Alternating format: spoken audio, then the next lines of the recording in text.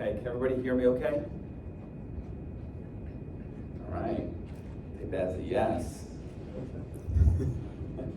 So I'm Dr. Shadia Rafij, and thank you so much for coming. We're going to talk about a very common condition that's also multifactorial, pyometra. If anybody has questions during or after, please feel free. And I'm sure there are lots of people here that cut these cases too, so if there's anything that in your experience you find different than what I'm saying, feel free, have at it. So I want to keep the talk at a very clinical, practical level. The proceedings, if you have them, or when you get them, are much more detailed than we're going to go into. So keep that in mind. A lot of information in there. A little bit about me. I'm a board certified surgeon. I graduated from Cornell University in 2006, did my 1-year internship at Angel in Boston. After that, I did two 1-year surgical internships at Long Island Veterinary Specialists, followed my residency there. I was at Long Island Veterinary Specialists for almost 10 years, about 9 years there, and then moved out west to Las Vegas, where I joined a specialty practice for about 9 months. After that, I flew around the country performing surgeries at facilities that wanted to give their surgeon a break. And then after that, Silicon Valley at United, where I was managing 3 facilities, on call 24/7 for all 3 facilities. That was a lot of fun. And then from there, I became part owner of a hospital in Studio City, LA, where I managed the specialty department, and then now Vet Triage, pretty much full time, which is a virtual platform that I'm happy to talk about if anybody has questions afterwards as well. So that's me, and so this is pyometra. We're going to go over a whole bunch of stuff here. We'll start with some basic background on pyometra, how it affects the body, how we're going to diagnose it, a whole bunch of treatments, and then outcomes with the disease. So in the literature now, they're using this phrase, cystic endometrial hyperplasia-pyometra complex, to try and show the hormonal background of this condition, and also that there may be a spectrum of the disease where you may see this clinically at some stage of the progression to full-on pyometra. So because this is pretty much going to be not just a clinical diagnosis, but also histological, it's kind of hard clinically without biopsying the uterus and ovaries as to whether or not you've got a standard pyometra or whether you're somewhere before a pyometra in this phase of it. So that's what the literature is using now. For our purposes, pyometra was the word we're going to use for the talk, but the proceedings go into a lot more detail about this. The incidence, 19 to 25% will be affected by pyometra by the age of 10 years. Obviously, this is only intact females, and this is dogs too. We're focusing on canines. It's seen in 19% of all intact females. It can happen at a variety of ages as well. So typically, you're seeing them around, young adults, middle age, let's say, over 4 to 6 years of age, and their last heat cycle about 8 weeks prior. This is very important. If you have a dog that's PUPD, maybe they have a closed pyometra, and you want to figure out really 2 things from the history. Are they an intact female? And then when was the last heat? Because I do find that the majority of these cases had their last heat cycle about 1 to 2 months prior to the presentation or to when the clinical signs began. But that's a very important part of the history. And then I would say a third part of the history that's really important is, tell me about the spay. Because if they're reporting a spayed female, but she's got general signs and PUPD, and maybe we haven't seen the last heat, or maybe they saw a heat but didn't think it was a heat. But they have all the signs of pyometra, especially if it's an open pyo. You want to question their spay history. I've had some cases where the spay history is kind of questionable. Maybe it came from another country or some sort of shelter rescue thing, or they tell you, the surgeon said that she was only born with one ovary at the time. So, they took out the one ovary, and you're like, boy, what are the chances of having one ovary that you're born with? It's not common. And so sometimes it's a mishap with surgery, or not necessarily foul play, but something went wrong. So you want to dive into that too, because ovarian remnant syndrome is a pain in the butt to try and diagnose and manage. So anyway, that's part of the history that you want to dive into, is when the last heat was, and are they showing the standard signs, intact female, and then of course, what was their spay history? And it typically happens in those that have never had a litter. So what are the causes of pyometra? You know, obviously hormonal is the number one, right? But there are other reports in literature. You know, there's one report that looked at dietary causes. Maybe E. coli was involved in the presence of raw food diets. So that's maybe a possibility. E. coli is the most common bacteria that we see in pyometra. There may be a genetic component to it. There was a study that saw a 3.5-fold increase in golden retrievers for pyometra, so maybe there's a genetic component there. You can see them as a postpartum situation, especially with because the cervix is open during parturition, and so that allows for bacteria and all the fluids and materials to build up there, and that can cause a problem with developing pyometra. And then anything that changes within the uterus can cause it, but most often it's going to be hormonal. It's just the way the hormones work. It affects the immune system, it affects the uterus, it affects the cervix, and these changes make the environment more prone to bacteria, typically ascending, but maybe hematogenous, maybe dietary, who knows, but regardless, the environment is set up such that they are prone to developing an infection, and the hormones play a massive role. So this is by far the most common reason for pyometra, but just keep in mind there may be other reasons as well. It doesn't necessarily affect how you treat these cases, it's just more of you being able to know that, and then if owners ask. So like everything else in vet med, we like to classify stuff. It helps with communication between doctors, helps with making the disease more objective in medical records. And this also kind of shows the transition in the disease process. So again, clinically, this may not matter to you, but as long as you're aware of it, that we try to classify these things. So type 1 is going to be the cystic endometrial hyperplasia. And again, that could be somewhat of a gross diagnosis, but really based on histology, ideally. The second type is the progesterone causes cervical relaxation, and that allows for an influx of white blood cells. And then stage 3, or type 3, plasma cells are the predominatory white blood cell in the uterus, and that's what results in clinical signs. So inflammation is what starts this. And then 4 is you actually have, over time, a chronic scenario, maybe open or closed, but you have chronic endometritis, and then this is further subdivided into type A and type B, where type A is open, type B is closed. And open is more commonly seen. I find that with my own experience as well. So this is the sort of the progression and how you classify these animals with this condition. This is to remind us that pyometra, like many other diseases, is a systemic condition. It's causing systemic inflammatory response, hence SIRS, systemic inflammatory response syndrome.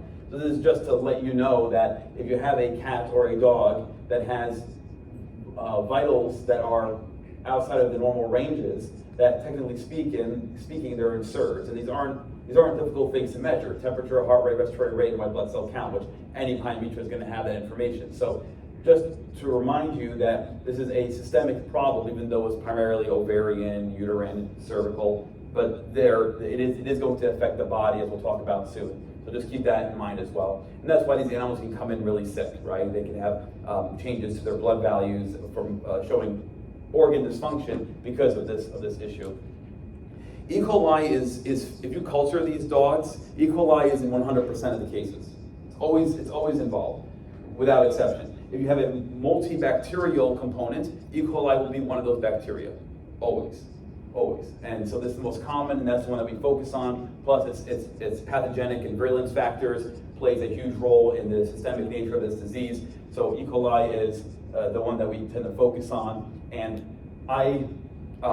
in terms of biopsying the tissue and culturing, I always offer it to pet owners. How many folks here, when they cut these cases, offer, they don't have to agree to it, but offer to the pet owner a biopsy or a culture?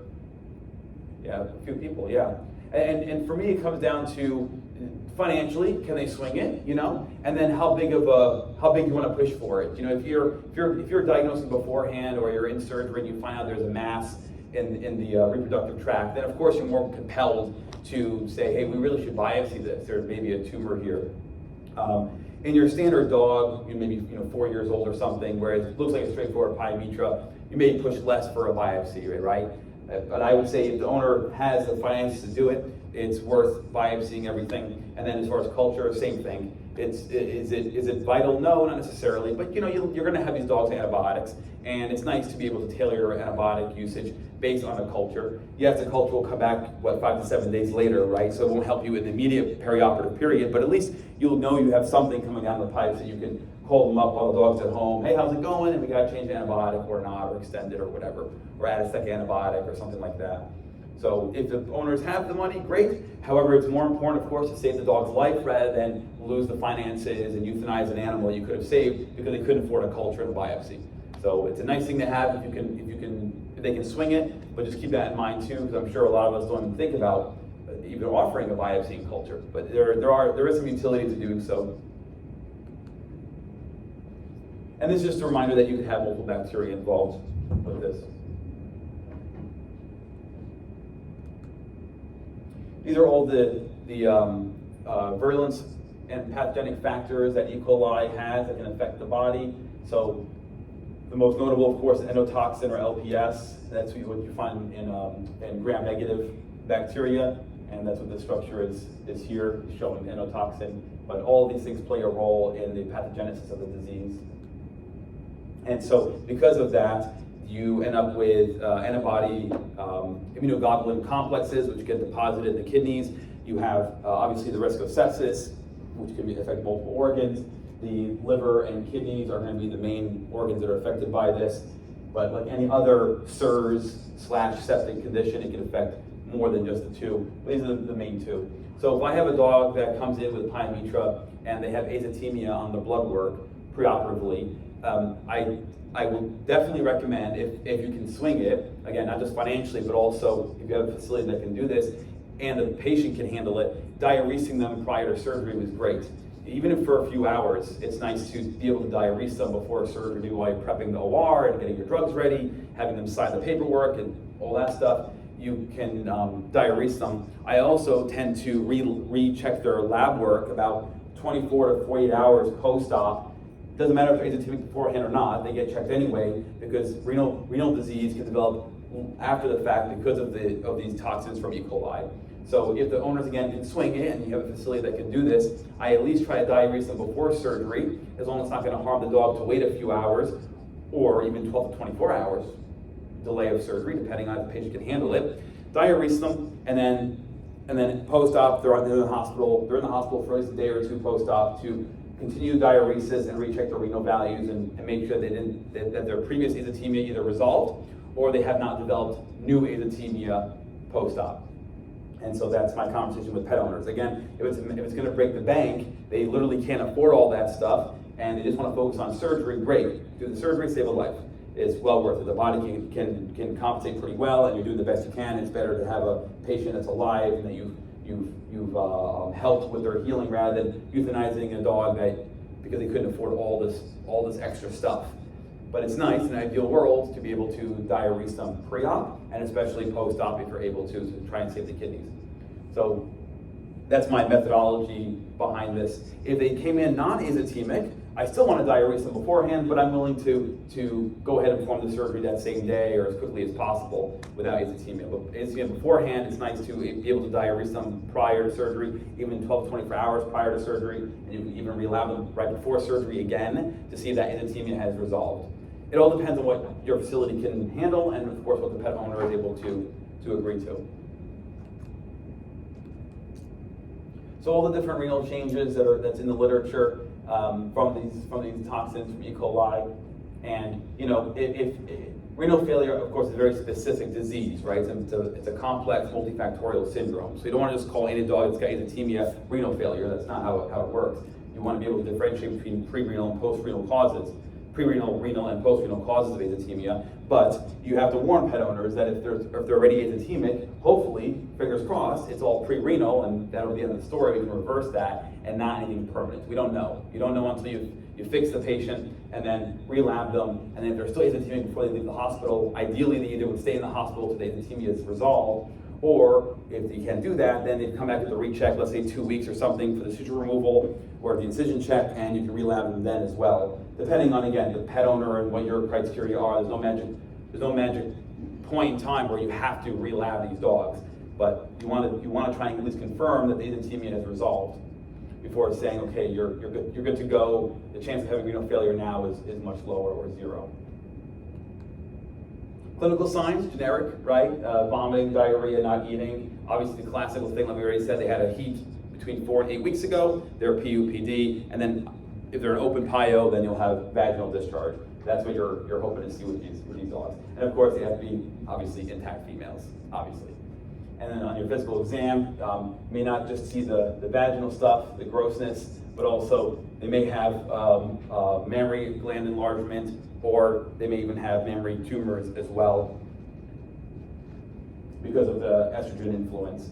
On radiographs, these of course are like perfect, right, looking. You don't really get these all the time, and you may not have ultrasound, so you're going purely based on clinical signs and history and physical exam findings. And then if you're lucky, maybe on 2-view plain abdominal rads, you'll get the dilated structures in the perfect position for reproductive tract.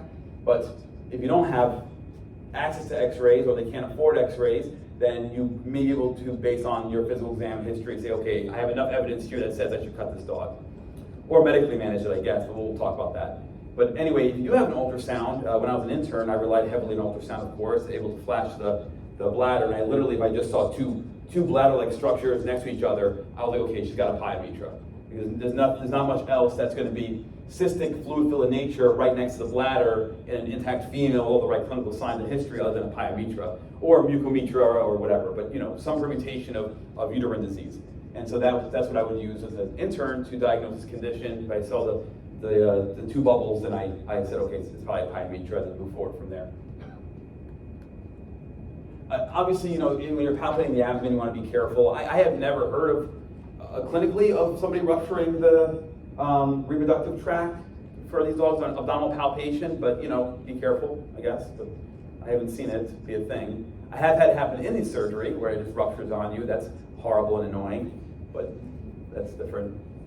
And then on ultrasound, you can't see too well in this room, but this is just to show you here the double bubble thing. So urinary bladder, and then fluid-filled uterus, and this is just showing interstitial nephritis, just kind of an ill-defined hyperintensity of the hypoechoic nature of the renal pelvis. This is not, that's just obviously someone who does ultrasound is doing this. That's not me. So we'll talk about treatment. We'll divide the medical treatment into conventional and novel, and then we'll talk, of course, obviously about surgery, which is going to be a Spay.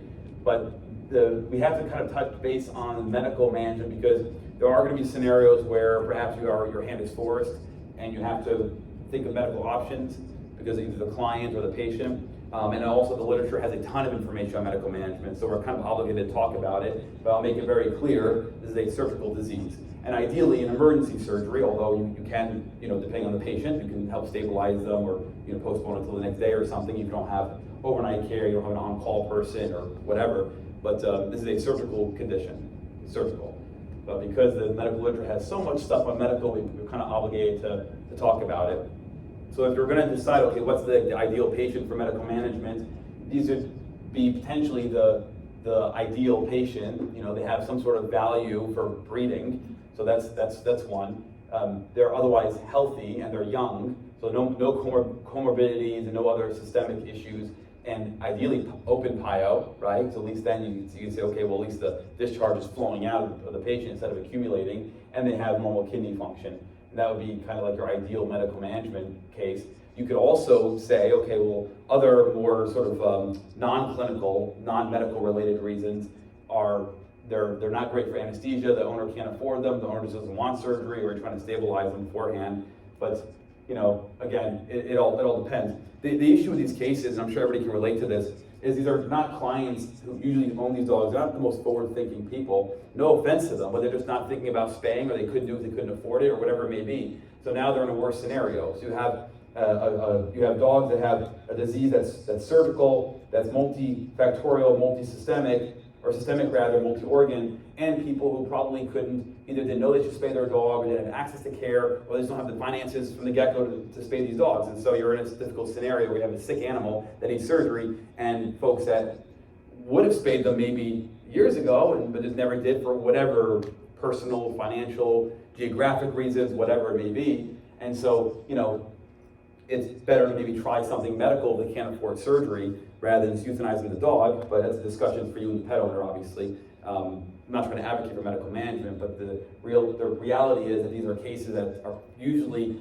somewhat less than ideal on both the financial front and the medical front, even though it's an easy fix, let's say, just a spay, but there could be a lot to the story in the background. So just keep in mind with medical management, it's somewhat an option, but again, not the ideal one, but it's better than maybe euthanizing.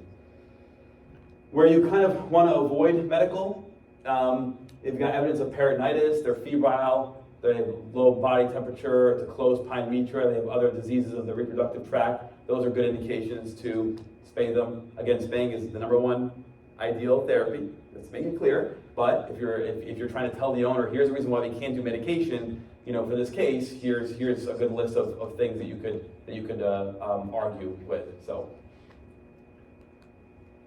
we're not going to go into too much detail about this stuff. I have all this information in the proceedings, and it's quite dull. But when you look at the medical management case, they want to know, did it fix the problem? How soon before they had a recurrence of the pyometra? And if it's a mating dog, how successful was subsequent reproduction and whelping for this female? So that's what they're looking at. So what was the success rate? Can you breed them again? Did it come back? And that's kind of what they're gauging. The numbers are, these are all in your notes, but different combinations of hormonal therapy to try and manage these dogs medically. And these are going to be, of course, in combination with antibiotics probably, and I'm going to use something like Clavamox or some sort of amoxicillin type drug for these dogs. And I don't have a protocol for medical management because I'm a surgeon, and so I'm typically cutting these cases, but the literature does have a bunch of stuff in your notes about that, and I imagine probably 14 days minimum, I would say, but it's going to depend on the case. In the literature, they use if it's an open pile, they use timing for vaginal discharge to go away to say, okay, treatment's working. Discharge is becoming less and less purulent, and then less in amount. Complications of medical management, these are obvious, right? The uterus can rupture, they can no longer breed, they have peritonitis, septicemia, failure of treatment, and recurrence, obviously. If you're going to use medical management to stabilize them, thumbs up, that's great. You want to get them on fluids and antibiotics, monitor their temperature, their heart rate, respiratory rate, blood pressure, all that stuff. And so you're trying to manage or prevent sepsis, septic abdomen, peritonitis. So you're going to use whatever fluid therapy you can to manage these dogs. So if you have any questions about that, we can always go into it. It's basically your standard, like any other case. Whether it's a GDV or hemoabdomen, you're trying to stabilize their parameters as best you can, until you can get rid of the source of the problem, right? Which in this case is the infected uterus.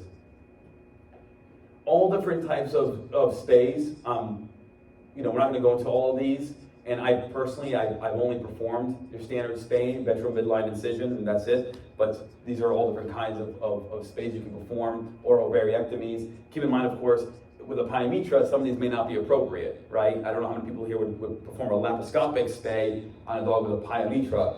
I imagine probably everybody here is doing ventral midline incision, but I'm just trying to be thorough with spays in general. There's a bunch of ways to perform a spay. And so all different variations of what the pyometra can look like in surgery. You want to be fragile, you want to be gentle with the fragile tissues, of course, because they can rupture. And it's not like, if you rupture the uterus, you doom the dog, but now you turn a surgery that could be 15, 20, 30 minutes in length to now an hour of lavaging repeatedly, because this stuff just sticks to everything, omentum in the body wall. And so I had it happen once to me, and I still haven't gone over it. So it's really imperative that you just try to be gentle with the tissues. So make your incision long. Don't make it a small incision. Make it as long as you need to get exposure. Any pedicle surgery, of which a spay is one of them, you can use a variety of techniques. I tend to be a bit more spoiled. The ligature device is awesome. It's almost like cheating with surgery. It's so fantastic. So if they still make it, I don't know what the current market is for it, and if you can afford it and you're going to make use out of it in your practice, it's phenomenal. Any pedicle surgery. I've used these for dog neuters. I mean, it's just lazy. It's amazing, and it's so secure, And clients will pay for that. I mean, whatever, it's great. It lowers anesthesia time, no sutures in the belly, in the abdomen rather, it's phenomenal. But anyway, there's a bunch of different devices you can use for ligating pedicles. This is just meant to be a thorough list of all the problems you can have with spays. Regardless of pyometra or not, doesn't matter. Because we perform spays all the time. And if you're in general practice, you're probably performing spays all the time. And do you go through every single complication with pet owners? Of course not. It's a routine surgery. You're not going to go into the risk of hypothyroidism in their dog with a spay. Maybe you do, but you're going to have now 3-hour appointments for spays, and that's not going to happen. And the chance of these things being seen in your hands are very, very low. But just keep in mind, just a reminder that it is an abdominal surgery. There is a whole host. These aren't all. It's not the entire list. These are just the more common ones. So just keep that in mind. It is a big surgery, even though it's so routine for a lot of you. You do it all the time, but just keep in mind you can have issues with the procedure itself. But not meant to deter people from spaying, of course, and especially if it's pyometra, you want to spay them. But just to remind yourselves that it's a surgery.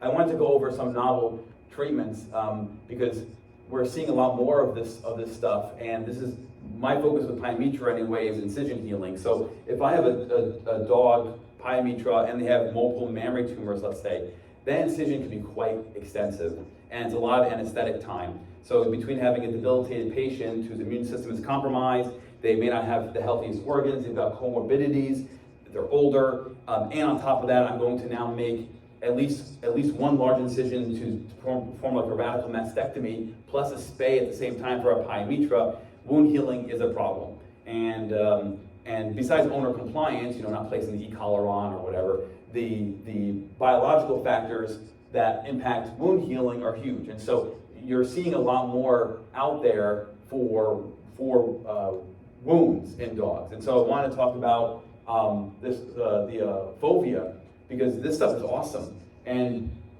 it's a way now that you can allow for accelerated wound healing, or at least healing incisions that are not moving in the right direction without getting too crazy or expensive. And especially if you have clients that are not that compliant, this may help with some of that. And not just for surgical incisions, wounds in general, but for my focus for this talk, can it help in dogs with incisions that are not healing well from like a radical mastectomy and a pyometra. So the benefit to this stuff is it's so cool. It's a fluorescent light energy system. So you are applying a gel, where is it here? An amorphous hydrogel, and then activating the molecules in that gel by applying different wavelengths of light to it. And when it excites the molecules, it releases energy and it promotes healing. And what's cool about products like this is it promotes all 3 phases of wound healing. So it's trying to help with fibroblasts, antibacterial, anti-inflammatory. It's not painful, it's not toxic, doesn't apply any heat. So it's a really awesome way to try and treat not just incision problems, but a variety of skin issues, even those that are not superficial. And it really helps. So here's an example of what I'm talking about with large incision. You have a dog that's getting a radical mastectomy, so it's a huge incision, huge surgery. And if you combine this with all the comorbidities, anesthetic time, and being debilitated from a pyometra, let's say, this type of therapy can help surgical wounds heal. And so if you look at the visible light, right, it's got all the different colors, and each color has its own function when you talk about this type of therapy. And so here are all the different colors, and each color represents a certain depth that they're going to treat for these dogs that have a non-healing wound or incision site that's falling apart. So each one of these things has an effect on different layers of the skin and different components of the wound healing process. So like blue light, for example, are antibacterial, anti-inflammatory. Green light helps with fibroblasts and endothelial cells. Yellow light helps reduce inflammation and alters the ATP production as well as fibroblast activity. Orange and red, a lot of vascular stuff, nitric oxide, vasodilation, helps with inflamed tissue, and all these different wavelengths have different depths. So this stuff is pretty cool. And here it is, if you've never seen it before, you can also grab this QR code and look at it more, but this is what they're doing here. They place a gel over the concerned area, they apply light to it, everybody's wearing their safety goggles, and it helps stimulate healing. It's phenomenal.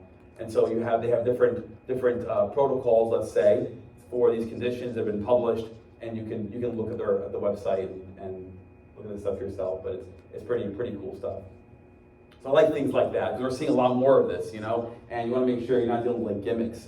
So these things have to have applications to them. So it's very cool what we're doing. And obviously, again, just to stress, this is for incisions. This is not like on the uterus or something, right? This is just incision. This is just skin. So mortality factors, because pyometra is so common and it's so it's systemic and multi-organ, the literature has a ton of mortality factors, right? It's like any other disease that's common but complex, like GDVs, for example. They have a ton of stuff in the literature. So your proceedings go into detail about how each of these things play a role in prognosis and mortality. But just to name a few things here, you can have something as simple as just like pale gums, which they all, if they're sick, they can have pale gums anyway, or something as specific as inflammatory proteins. And all these things play a role, plus more, in what the mortality rate is for these dogs. So overall mortality of pyometra, 0 to 27%. How many are euthanized? About 10%. Uterine rupture can create 50% mortality. Again, I'm assuming, because there's not a lot of literature on this probably means like from natural disease, not because you palpate the abdomen too hard or you rupture the uterus in surgery. This is a peritonitis situation. Most peritonitis cases, regardless of cause, they've got like 50-50 shot at surviving surgery. So this is not a surprising number. Sepsis is seen mostly with closed cases, as you imagine, but you can see sepsis with open cases as well. And of course, sepsis will affect the mortality, the outcome for these dogs, obviously. So there's some key points. Keeping in mind, they're now calling this cystic endometrial hyperplasia-pyometra complex, just to keep in mind the pathophys of this disease. You want to quiz the owners. Is there PUPD? When was the last heat? These dogs are prone to or may have some level of sepsis or SIRS. So they all should be treated as such, even though you could have a really healthy pyo and a really sick one. Surgery is considered curative, and we discussed whether or not culturing and biopsying, a discussion is worth having with clients, or whether it's worth having, but how much pressure do you put on that to get those things done? And then I want to touch base a little bit about intraoperative factors. So as a boarded surgeon, I'll help a lot of my vet friends in Las Vegas, where I live, with large dog spays. They're terrified of them. And I think with proper instruction, you can perform large dog spays in general, but also perform them in a way that you feel secure. And not worry about hemoabdomen, ligature slipping, it's a 3-hour surgery, all that stuff. So the biggest issue I see is just lack of exposure. Make that incision big. The incision is going to heal side to side. So it's not like you're making, the longer the incision, the longer it's going to take to heal. The whole thing will heal the same sort of time span. And I don't think the pet owners are going to care that much that you have a bigger incision. They would rather have that than a hemoabdomen that night, and then now rushing to the ER, and it's a whole thing. So make your incision bigger, as big as it needs to be, in order to get exposure to the reproductive tract. You've got a fat, large breed dog, also in heat, let's say, it can be a disaster. So if you're not familiar with doing those surgeries, but you want to start tackling them, which I think you should, make a longer incision, number one. Number two, you need retraction of some kind. You can use a person if you want to, but that can be a bit cumbersome, and you're wasting a staff member who could be doing other things, and also they're going to get tired too from holding the abdominal cavity or holding organs out of the way for you, or whatever it's going to be, because if you have a bigger incision, now you can see more stuff, but you need someone to help you with retraction. So you can either use manual retraction by a person, or if you're like me, I had like interns or residents, Otherwise, Balfour retractors, self-retaining retractors. Balfours are great. They're self-retaining, so you place them in the abdomen, you lock them in place, and there you go. Your abdominal walls are retracted. And these are worth having, especially if you perform any abdominal surgery in your practice, whether it's pyometras or any spays in general, abdominal explorers for foreign bodies or splenectomies or liver lobectomies, whatever you're doing, you'll hopefully make use out of Balfours. And 3 sizes, small, medium, and large, but really we're talking about the large breed dogs that are stressing everybody out. So a large Balfour retractor, fantastic, and you only need one, and you can plan your large dog space ahead of time so that you can have time to re-sterilize it for the next dog for next week or whatever. But have a retractor involved. You can also, if you can buy big enough, Gelpies are self-retracting retractors that we use for spine surgery, but you may not find one that's big enough or stable enough for that. But if you have them in your practice, say you're using them for other things, like peritoneal hernias, for example, or mini cystotomy surgeries, then you can try and use those to help retract your abdominal wall. The point is that you shouldn't have to stress over a spay, especially a large dog spay. You can implement these things and perform the surgery. How many folks here have performed like large dog spays routinely? Oh yeah, look, okay. Why am I even telling you guys? Everybody here knows. So yeah, so that's it. And then the other factor of this, of course, is like we said earlier, ovarian remnant syndrome. A pain in the butt to diagnose, very annoying, very difficult. And then of course trying to operate on those dogs too can be also very frustrating. How many folks here have operated on dogs that have suspected or confirmed ovarian remnant syndrome? Yeah. So yeah, anyway, if you can avoid it, that would be great. Post-operative care, another thing I want to touch base on. So with post-op care, depends what your facility has access to and depends how sick the patient is. Ideally, any patient that is coming in hemodynamically unstable, you want to at least measure blood pressures post-op, maybe every QID, so every 6 hours, ideally. Again, I'm assuming you have an overnight care 24/7 facility, you may not, so you alter these things. But blood pressure, ECG monitoring, again, either continuous or every 6 hours, and you're doing these things to stay on top of the patient's cardiovascular hemodynamic status. That's why you're doing all this. So you want to have these things in place as well. Ideally, for the sicker patients who are not going to eat right away, you want to have them on IV fluids at minimum, and maybe even IV antibiotics, depending on how your practice typically uses antibiotics. Not everybody can have a whole bottle of antibiotics sitting around for IV. If you only use it for one animal and throw the rest of the bottle away, it might be not worth it to your practice to have that. So just keep these things in mind too when you're looking at post-operative care. It can make or break your surgery, the post-op care. You don't want to lose a patient because we didn't think about checking blood pressures. He was hypertensive the whole time, So you want to keep these things in mind post-op care. Or you're performing the procedure and then handing it off to the ER for overnight care. Sure, whatever your situation is. We talked a little bit about mammary gland tumors, because I get this question a lot. Would you cut these dogs for the pyometra, which is an emergency, and would you also remove the mammary glands at the same time? So how many folks here would perform both procedures at the same time? Yeah. How many wouldn't? Yeah. So it's up for debate, right? It's whatever your experience level is. I usually will only perform the two procedures concurrently if the client has severe financial concerns. If they can't afford more than one surgery, then I'd rather just do everything at one time and get it done with. It tends to work out well, but I can also be pretty fast with the procedures. But I've done bilateral radical mastectomies with a Spay. Not ideal, but they've got multifocal tumors, mammary gland tumors, plus a pyometra. They have no money, and so you're like, all right, well, we're just gonna do everything. And so you end up with two really long incisions side by side. So it can be done, but it's not ideal. In an ideal world, you would probably have the Spay first, and then maybe after the incision's healed up, then perform the unilateral radical mastectomy, and if they need a second one, the contralateral side, then you would probably do it like 4 to 8 weeks later, something like that would be the ideal scenario. And of course, you biopsy the entire chain, ideally, even if not every mammary gland has a tumor, you ideally biopsy the whole thing. So I'm not against it. I'll pick and choose what cases warrant this, and usually it's financial in nature. That's pretty much what it's going to be. Or I guess if it's an older patient and you're worried about multiple anesthetic episodes, they have other comorbidities, and perhaps you want to do everything at the same time in those cases too. And then prioritization of client finances. This comes down to biopsy and culture, right? Can they afford it or not? In fact, you can even apply this to mammary gland tumor removal. So, if they can only afford one thing, the pyometra takes precedence, right? That's the life-threatening condition. And then mammary glands, whatever. Either later on they can deal with them, or they just never do, and that's the end of it. But you want to keep that in mind, because a lot of these cases do end up being very conscientious of the ability to devote finances to that patient. And so rather just focus on saving the life as best you can. Everything else is kind of bonus if you can get away with fluids, hospitalization, monitoring, biopsy, and culturing. And this is where you can reach me, all these different avenues. And thank you again for the sponsorship of this talk. Any questions? Yes. So I just started at an ER practice that has the ligature, and I love it as well.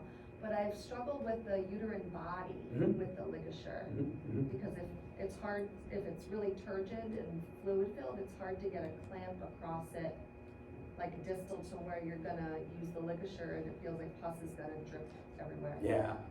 So the question relates to how do you use ligature if you have a really thickened uterus or cervical area, which a lot of these dogs are going to have, especially if they're bigger dogs.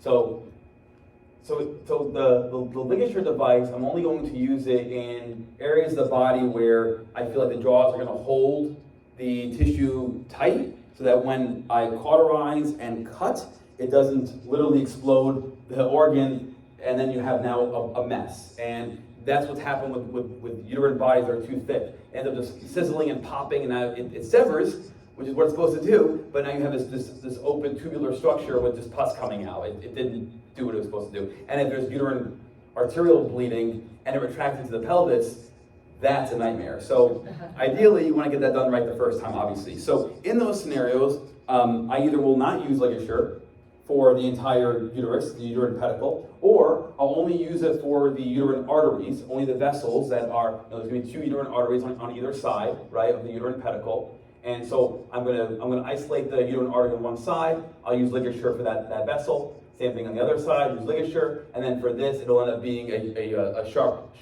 dissection through it. And then removing the uterus out of the body. But now you have this stump. And so typically I'm going to use either I've already placed circumferential or ideally transfixation sutures.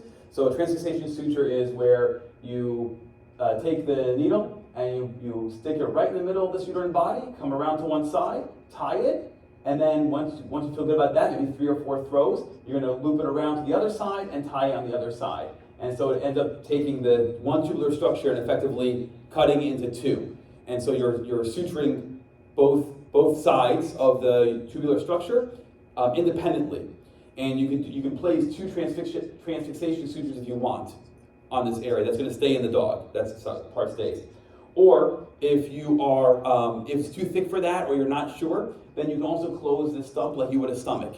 So a 2-layer closure. So you can do an opposing, an appositional closure, so just a simple continuous. And then the second layer would be an inverting pattern, like you would for the stomach, and you'd invert it, right? And so that you can do that as well for those really thick uterine bodies. Or if it's really friable, maybe you can only get away with one closure, one, and then you can decide if you want to use appositional or inverting, kind of depends. Inverting is great for obvious reasons, it's more secure, but it's just secure for preventing leakage to the incision. And then because with leakage comes sepsis, adhesions, whatever. Finally, what you can also do for the uterine stump is you can take omentum and suture omentum to it as well. So if the omentum will reach that far caudal, it just depends on the size of the dog. If it can reach, then I'll maybe with 2 or 3 ligatures, suture, just interrupt it, suture the omentum to that uterine pedicle as well. Because some of these pyometras, the pus goes all the way down into the pelvic canal, right? And you'll still have this like kind of cheesy, pussy stuff that's sort of sitting there. And so omentum's a really good way to bring leukocytes and other omental goodies to the stump to help promote healing and prevent leakage of that area too. So that's another way you can also do it. So yeah, so a bunch of different options for it if ligature can't do it for you, but I at least will use ligature for the vasculature on either. Oh, there, that's good. That's a good image. So I at least use the ligature for the vasculature on these sides. Otherwise, if the ligature, if you're scared about using the ligature on these very large uterine arteries, then you would isolate the artery and then regular, the suture, circumferential, maybe 2 of them here and then 2 of them here, and then once you're done with that, cut it, and then you handle the uterine body with all the different techniques you can use. Okay. Yeah. The pus that's in the uterine and cervical portion that's in the pelvic canal will just kind of come out over time, right? I'm not flushing this stuff out. It's just gonna, as you treat them with antibiotics and stuff, it'll come out. I want to mention one more thing, actually, I forgot. So I've had, I train a lot of interns and residents, and so sometimes they'll have a dog that's got all the signs of pyometra, but the white blood cell count is normal, or it's low. And so they'll kind of stump them. So, remember that white blood cells are in the bloodstream, right? And so if you collect a blood sample and all white blood cells are in the organ, right, so in this case the uterus, you're going to have either normal blood values or even low. You could also have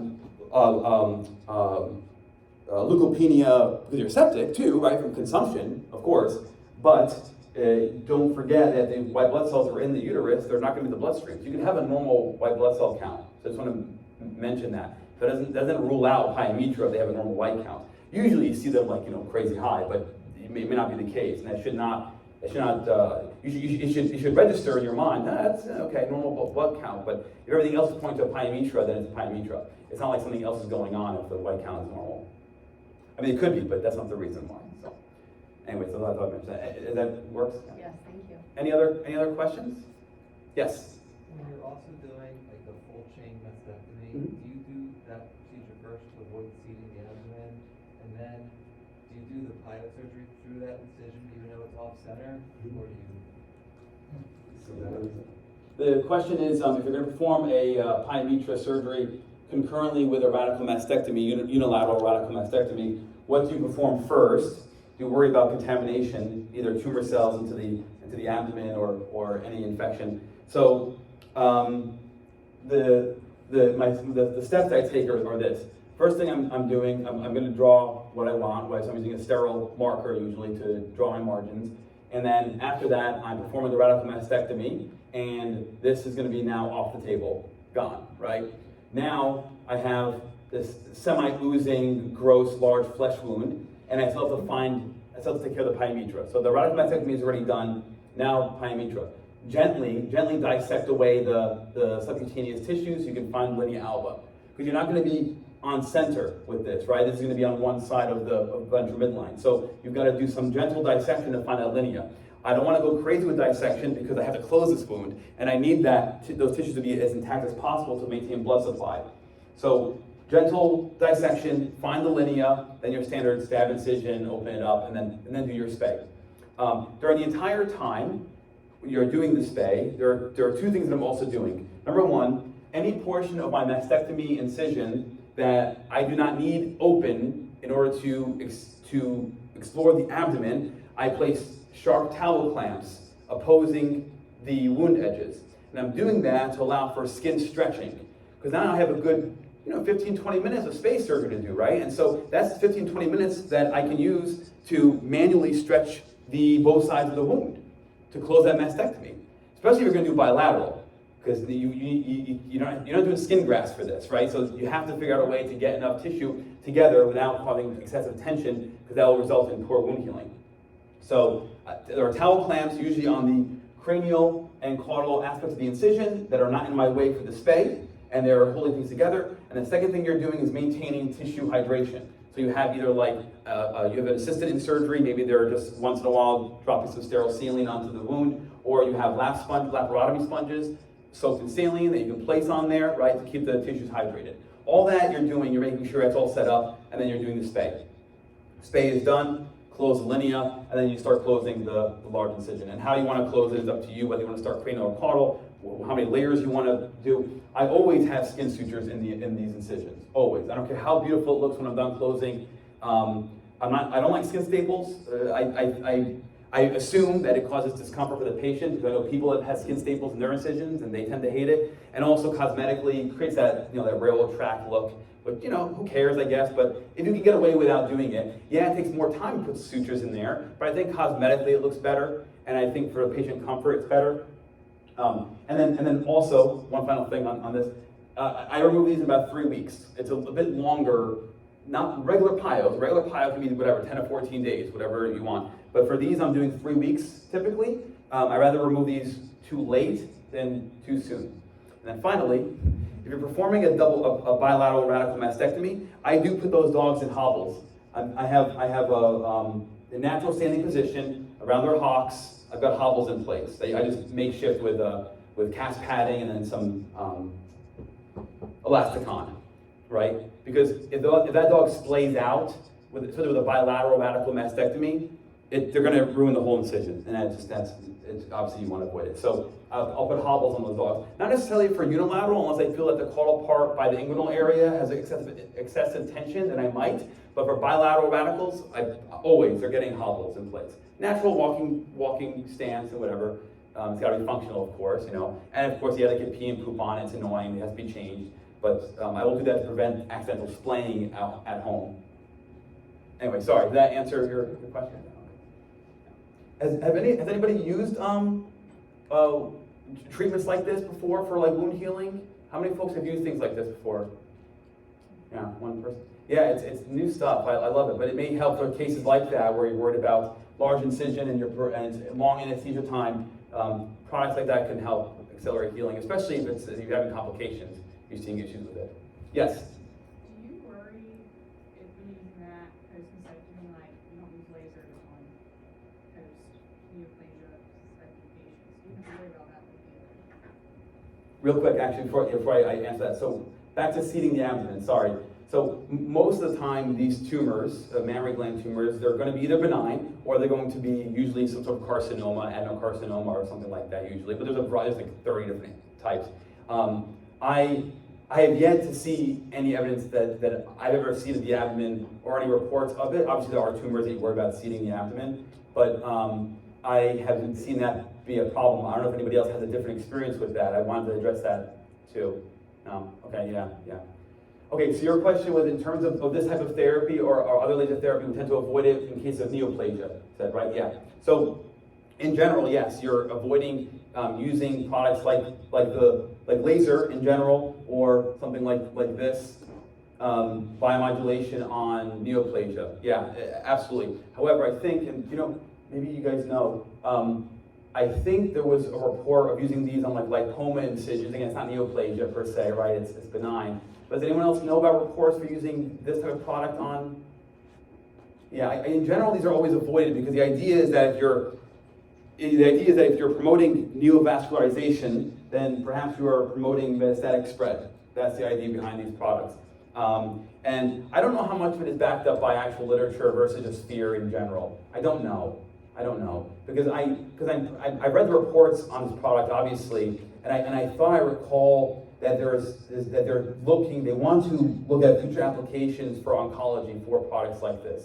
I'm pretty sure, but I don't want to assume that we're avoiding using these in case of neoplasia out of just fear and that's it. But we do that a lot in vet med. We just feel better if we don't do whatever. So, but yeah, as of right now, you'd avoid using this in. However, if it's a wound that's not healing and you're trying to, you either don't have access to other stuff, for whatever reason, and you're not at the position where you can perform skin grafting or whatever, it may not be a bad alternative in those cases where the wound may be the impact of quality of life. And so you'd rather have a healed wound, understand that maybe it's not indicated for neoplastic conditions, rather than euthanizing a dog because the wound isn't healing. So you kind of pick and choose what your battle is going to be. You talk to the owner, obviously, and tell them, here's the deal. This wound sucks, it's not healing well for all these different reasons. We're not doing skin grafting and everything else. Maybe this therapy can help promote healing. And so we want to do it because otherwise you're going to euthanize the dog because it's got this big wound and they view it as a poor quality of life. So that's my very great answer to that question. Yeah. Was there another question? I have the same question with her. Same question, okay, yeah. Would Yes. you just change surgical packs and gloves? For If you're doing the mammary tumor?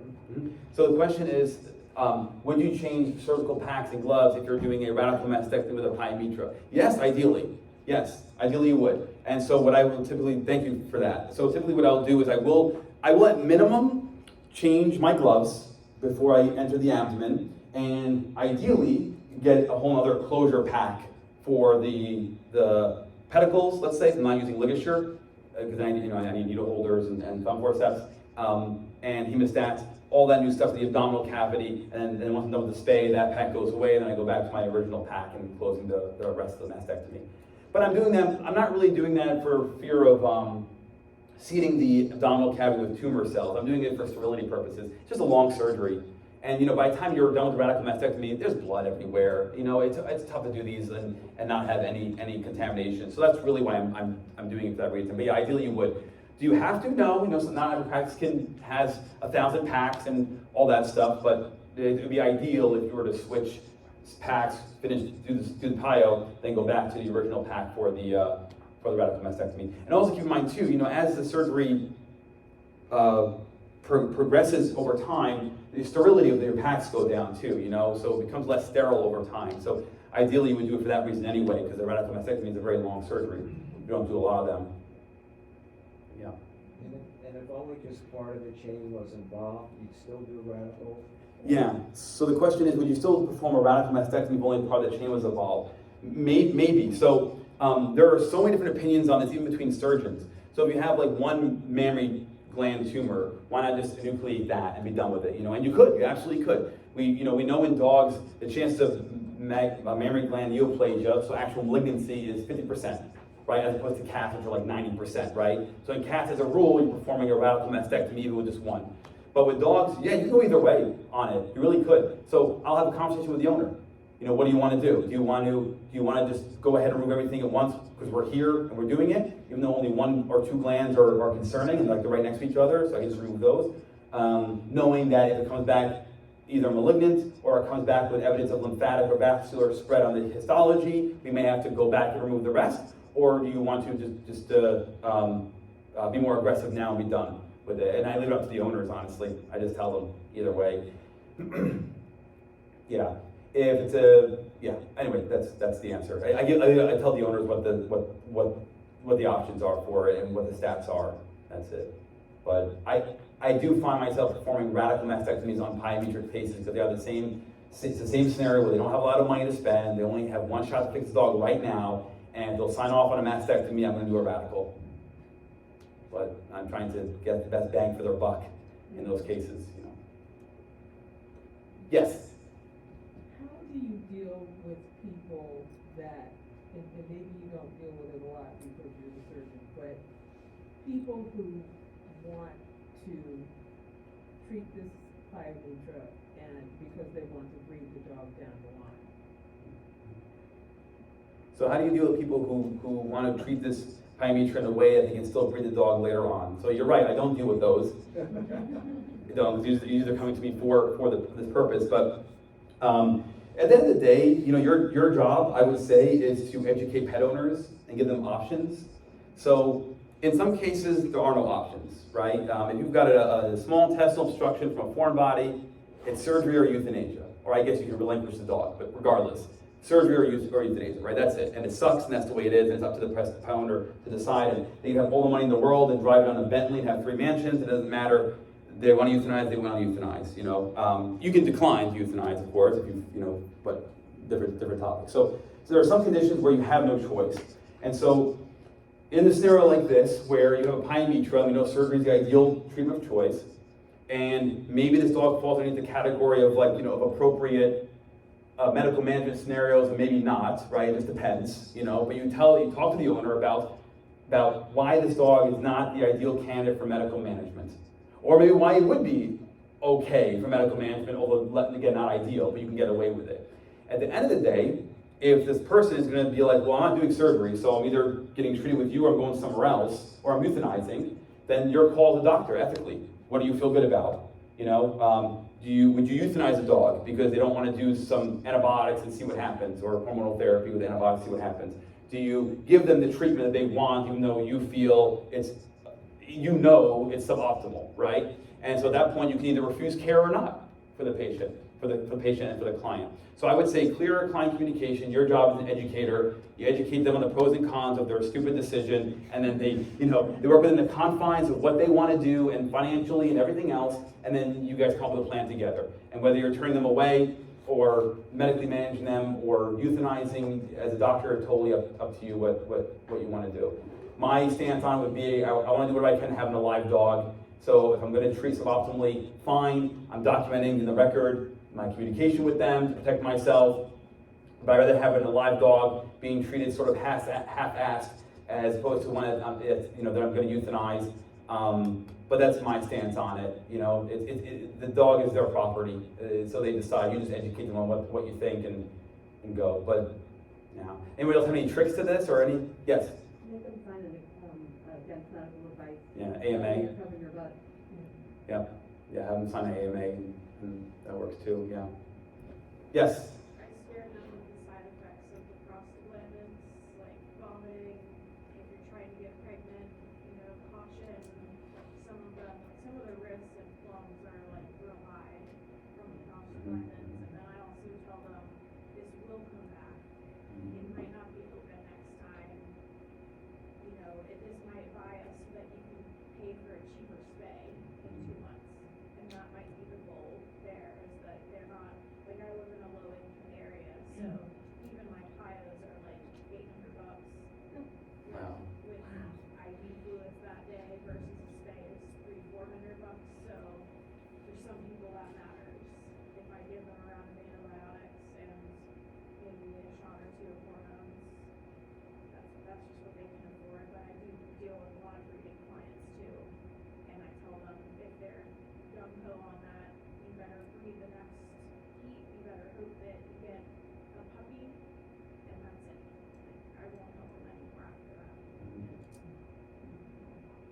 Good call, yeah. Any other questions? All right, folks, thank you. Thank you very much.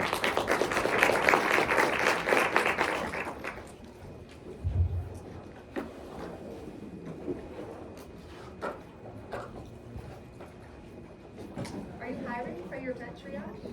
I am. Ooh. Let's talk. If you want, usually what I do is I'll set up a Zoom meeting and we can chat about the details, but yeah, yeah, I'll send a absolutely. resume in. Yes, please, yeah, and then we'll talk. And with some good days and times that are good for you. Right now, after October 21st. Okay. Yeah, we'll set a meeting for them. Sounds good, thank you. Thank you. It'll be fun. Hi.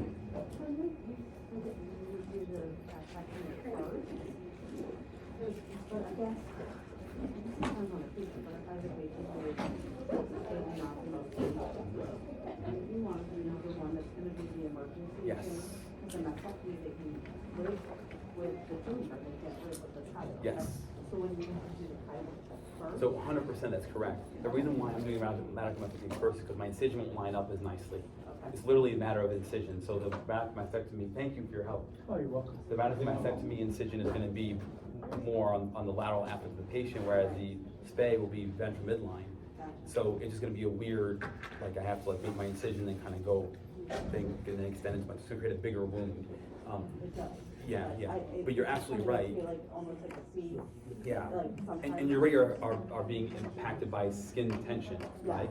Now, you could say, well, then why not make, The incision just off the line. right, and then dissect there, get the linea, and then go from there. You absolutely could, of course, Okay. absolutely could. For me, that mastectomy chain, whatever, it's gonna be gone in like less than 5 minutes. It's gonna be off the table Well, and I done. guess for me, I guess. But now you have a bigger incision to close. Right. Is also, not that I don't do any of the radical mastectomies, but I find that the people that are, if we're having to do everything at once because of cost, can't afford a full radical Right. mastectomy, so we're just taking off the 2 or 3 or whatever that's affected rather than doing a full mastectomy just because of the cost. Yes, So- yeah, so in that case, you probably can get away with just the ventral midline incision, do the spay, and if the dog is stable enough, then do the Then there's less worry about the not having enough closure time. Yeah, absolutely. That's a great point. Yeah, I should mention that. The priority is the spay.